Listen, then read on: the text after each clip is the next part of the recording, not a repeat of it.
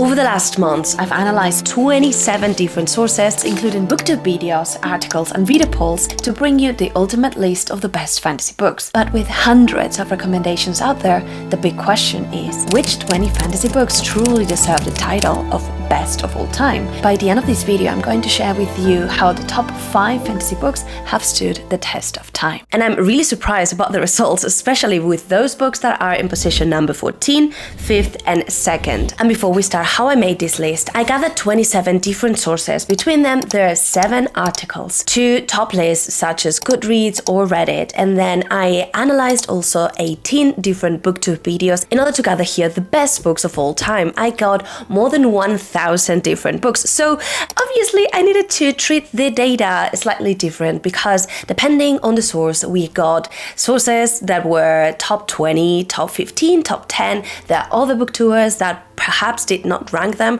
so I took all of these different books and normalized the results. Because we had so many different books, I needed to add another layer, which was that at least each book needed to have 5 mentions, because otherwise there's a long tail of books that personally I never heard of, but if it wasn't mentioned enough, I didn't feel it was bound to be in the best list. In the top 20, we have a story that blends classical and modern fantasy. For me, it's one of the most difficult books that I've read. I haven't finished this, but I started it for another video that I have in the channel. I will link it here if you want to check that out. But basically, it is one of those stories that it's a Arthur retelling, and it is famous because of how the philosophy is added into the different lines, and that is the once and future king. It was mentioned 6 times, and there were more on the long tail of the articles. It was less mentioned on booktube. In position number 19, and I am honestly shocked that this is here, and it is perhaps one of the first moments in which we will take this list with a pinch of salt, because blending different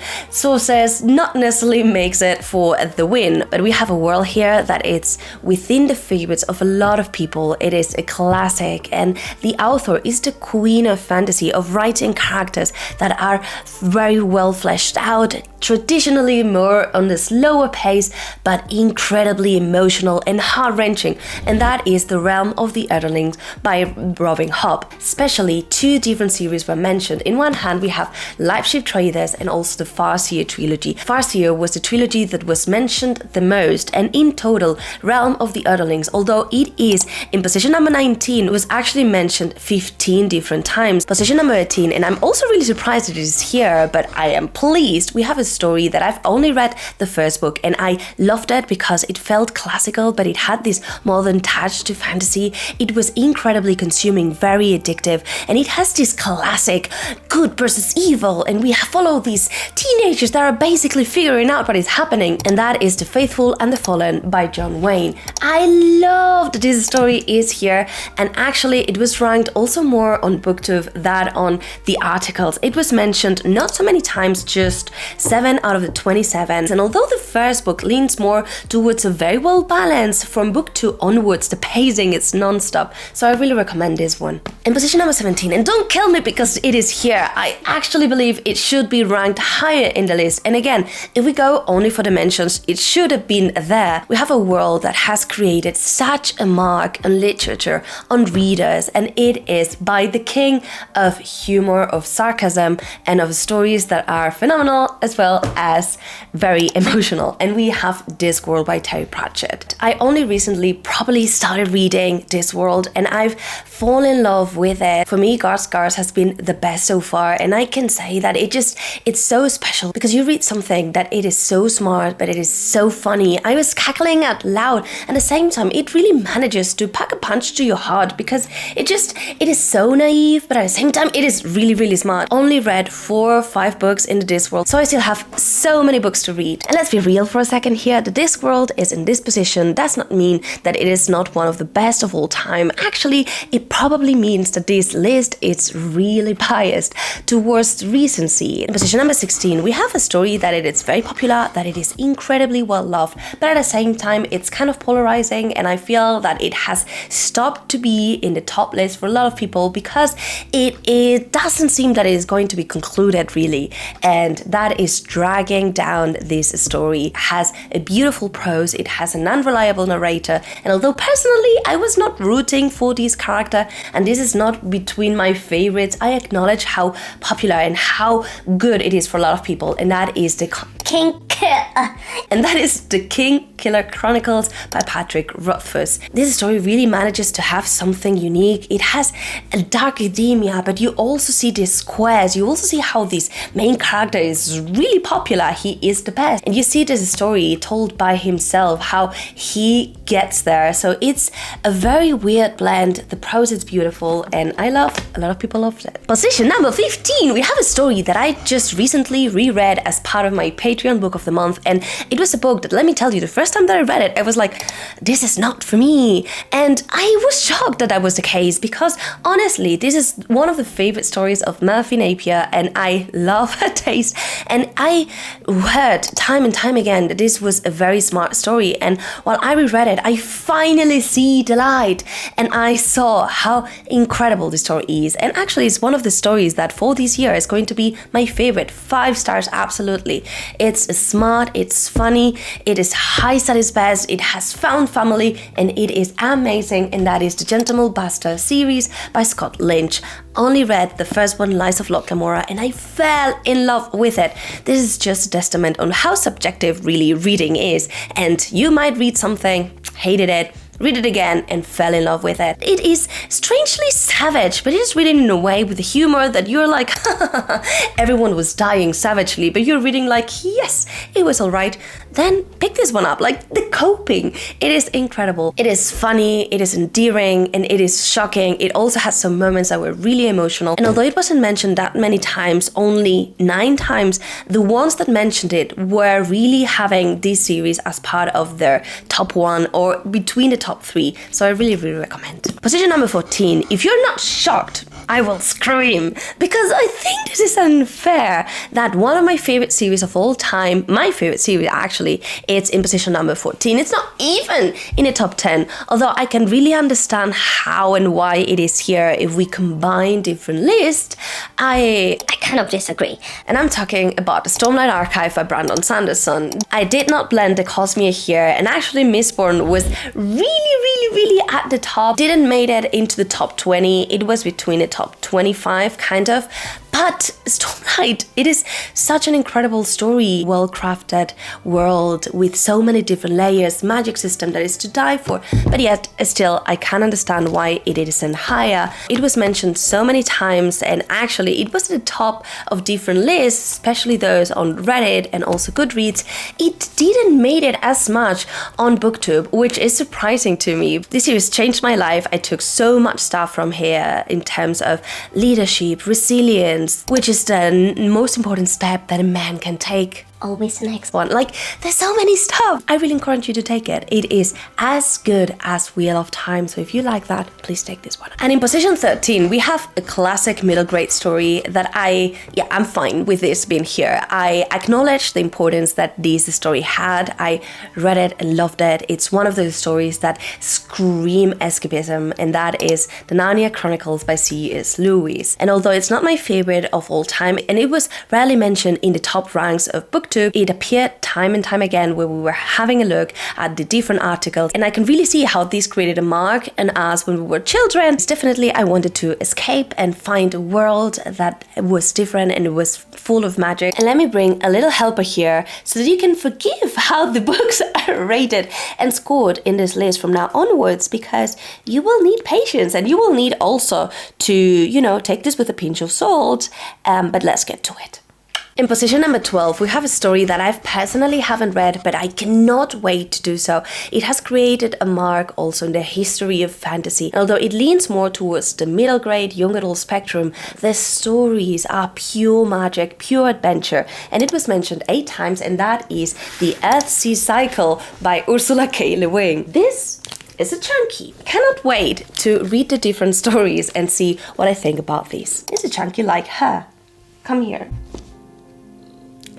And And in position 11, we will start to see stories that are way more modern. And I don't disagree that these stories are great. Actually, the next one, in my opinion, it's also one of the best stories that I've read, but I'm just surprised that it is scored position number 11. And it did so because of how well crafted the characters are, how different the world is, and how emotionally the story at the end of the day is. And that is the Greenbone Saga by Lee. Before this, I didn't think I loved urban fantasy, and after reading this, I'm like, yeah, I'm gonna give this a try. It is a unique story that it's not necessarily super high magic, it's way more political and strategic, and I loved the family drama. If you want that, pick this one up. In position number 10, and we are sorry that this is here, we have a story that has really created a mark on fantasy history. I'm just reading this story now. I'm on book 6 now out of a lot, and I'm really enjoying it. I acknowledge this is not a modern story, and how this list is crafted, there's so much recency bias, so perhaps that is why it is in position number 10. But still, we have this great story that it made it into the top 10, and that is Wheel of Time by Robert Jordan. This is an epic fantasy story with great magic system. It has so many different layers to it. Each book just opens new threads. At the beginning, I was like, I don't understand how this story is going to be so long, but after reading like 3-4 books, I'm like, yeah, no, I understand. Like, basically, Jordan is non-stop opening lines and magic and worlds, and it is fascinating to read. I really encourage you to read this one up. If you want to read it with us, join our Patreon. We have a read along, so it's not too late, although we're in book 6. In position number 9, we have a story that when I read it as a child, it really marked me. It really obsessed me. Actually, it started an idea in me that I wanted to be a writer. Fear not, I never continued with that idea because I very quickly discovered that I cannot write. It just made me dream, and it made me go to other places, and that is His Dark Materials by Philip Pullman. I loved this story. Book 1 is so different to what you see in book 2 and book 3, and I believe it was the first trilogy that properly introduced me to a world that felt not so young. It managed very deep themes and dark themes, and I loved the animal companions. It was the first time that I read it, and I love it. Probably if I reread it now, I will find this story way more adult, so perhaps I'll do a reread and figure out what happens after. Now let's be a little bit critic for a second here. Do I believe that Greenbone Saga is better than the Wheel of Time in the sense of the mark that it has made in fantasy? No. Is it best of all time? Not necessarily. It just, for me, means that Greenbone Saga, it's really creating a mark. It's also really biased towards booktube and how it is really finding a niche with us, and that's the result here. So I do believe Greenbone, it's amazing. It's actually between my favorite series of all time, but again, it's really hard for me to place Greenbone above. It is here, and I just left it there. I will link in the description the whole list so you can check that out. In position number 8, we have a story that, even though it's not clear that it's going to be finished, I actually not sure if this is going to happen because the author will need to be 100 years probably to finish it. It is still a story that I will really encourage you to read it, even if it never gets finished. It is political, it has great world building, impeccable character work, and I remember very clearly that it was the first story that once I read it, I was shocked. I did not want to read because I didn't want to discover what was going to happen with the characters. And you know that feeling when you know the stakes are high for your characters? That is, a unique kind of torture that I personally enjoy, and that is A Song of Ice and Fire by George R.R. Martin. If we go to this story based on how many mentions it got, it should be right at the top with 19 mentions. So it definitely was one of those stories that appeared time and time again, and did so because it's honestly great, and it's personally one of Ty's favorites. So yeah, I'm just gonna leave it there, I feel. Position number 7, we have My Shame, or one of my shames, because this is a story that I've only read book 1, and I know I kind of missed that train when I was a teenager. And this is the king of wizard stories, of schools, and it is in the collective mindset of a lot of people. This is obviously Harry Potter by J.K. Rowling. Harry Potter was mentioned not only because it created a difference in terms of wizardly schools, but also on how it transcended and changed for a really rich story that initially was way more middle grade and ended up being more mature, and I cannot wait to really read this. In position number 6, we have a world that it is dark, that it is greedy, and although personally I still need to discover this story because I've only read first book, I know it is a testament of great characters, of great world building, and although it leans more towards the slower pace, it definitely pays off, and that is The First Slow World by Joe Abercrombie. This is one of the grim dark worlds by excellence, and it was also mentioned 16 times, so definitely at the top of books. In position number 5, we have a story that I haven't read, and it is a favorite of a lot of booktubers that I really admire, and it's a story that blends genres and does so in a way that feels phenomenal, and that is Dark Tower series by Stephen King. What I heard about this story really has me intrigued because it's a western, but it's also a blend of different genres, and it has a very unique magic system, so I cannot wait to get to this. In position number 4, and we're getting to the top of the top, the creme of the creme. Creme de la creme. We have a story that definitely has a unique writing style, and it is one of the reasons why it does not work for a lot of people, but for the ones that does so, it is mind-blowing. It has a magic system that it's rooted on Earth, and it feels really unique, and that is the Broken Earth series by N.K. Jemisin, with the first book, the 5th season. This is the only one that I've read, so I cannot really say much, but the way in which it was written, it took me ajar a little bit, so perhaps I will need to give this another try in order to fully discover the story and grasp how entirely different it is. Position number 3, we have a grim dark story that is long, that is epic, and that is well crafted. It is also fairly polarizing. People loved it or people just hate it, and I cannot wait to see where I fall in this spectrum. And I'm talking about Malazan, the Book of the Fallen by Stephen Erickson. The fact that position number 3 is a story that I have not read really makes me reflect if I should stop what I'm reading right now and read this. However, I'm kind of scared. It's not only super long, but I also know that it has a lot of different characters, so you definitely need to be incredibly present and follow line. I've talked with people and they've told me that some of them had a list of characters, which sounds scary, epic, high fantasy, and also very grimdark, and you need to let go of loving your main characters because you don't know what will happen with them. In position number 2, and this is the biggest surprise in my opinion, we have a story that it is fairly new and is still, I guess, fairly underrated outside of booktube. If we go to Goodreads and we see the rating and the amount of people that have actually read or at least rated the book, there's not a lot of people. It kind of leans more towards the hidden gem side, and it was only mentioned 8 times and mainly on booktube. But the ones that mentioned the series got it into one of the top positions for multiple people. This was the top one, so I guess it deserves to be here, and that is the Dandelion Dynasty by Ken Liu. This is also one of my favorite series of all time, and although I've only read book 1 and 2, I can say that it is phenomenal. It is word-driven, but it's strategic. Book 1 changes dramatically for book 2. It has a wide variety of characters, and it's that kind of story that feels smart, that feels unique, and once you're reading it, it is a little bit dense, especially the first one, so you need to take it slowly, you need to savor it, but whatever happens, it is so incredible. It is very mind-blowing. I cannot wait to read next books, but I've heard that book 3 and book 4 kind of like are to be read together, so, and each of them are a chunk, so I need to find some time. I really believe Ken Liu is a genius. And in position number 1, we have a story that it is classic fantasy. It is beautifully written. It has great descriptions, great world building, characters that are unforgettable,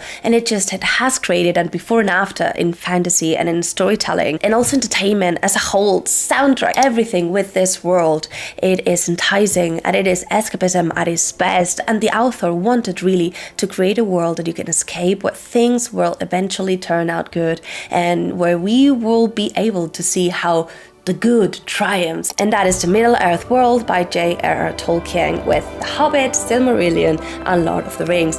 I finally started reading this. I know, it has taken me ages to do so. I started with The Hobbit, and you were right, absolutely right. I loved this beginning to end. It was such a warm hug. It was adventurous. Happy read, honestly. I acknowledge that's not the same for Lord of the Rings, which will go more into the adult side, but still, the world and how beautiful it is crafted and the magic that it entices, it is so unique. Andy Serkis, the actor that made Gollum, it's narrating these stories, and he's doing a phenomenal job. Perhaps it's the best book that I've audio had. From the songs to the descriptions to the world to the characters, it is so mind-blowing and it is so good, and I will definitely read this year. And if you like this content, consider joining my Patreon. We have book of the month, reading sprints, game nights. It's a really cozy community, and I would love to welcome you to it. As a bonus, I also wanted to say which books will be in the top 5 if we were only to take the ones that were mentioned the most, so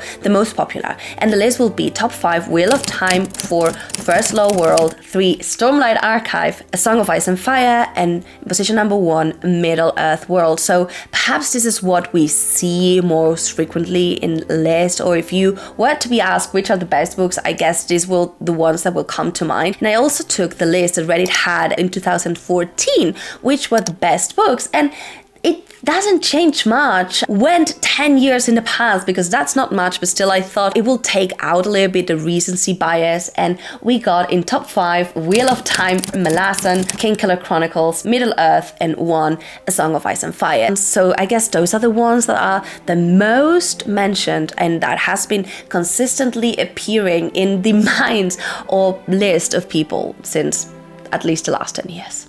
It's the first time that I'm filming in 2 weeks and I'm sick, and it's a very dark day. So let's see how we do these, and hopefully you enjoy this. Let's do this.